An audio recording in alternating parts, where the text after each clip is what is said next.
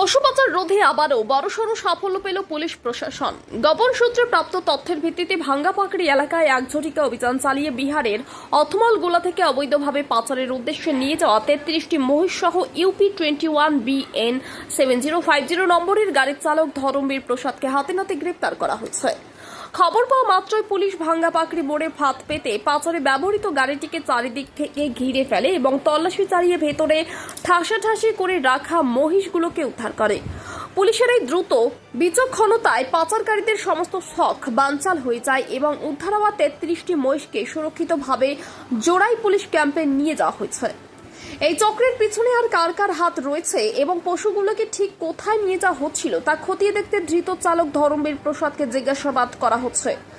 পুলিশের এই সাহসী পদক্ষেপে এলাকায় ব্যাপক আলোড়ন সৃষ্টি হয়েছে এবং প্রশংসিত হচ্ছে প্রশাসনের ভূমিকা। Bureau report, UB live news, খবর যখন আমরা তখন।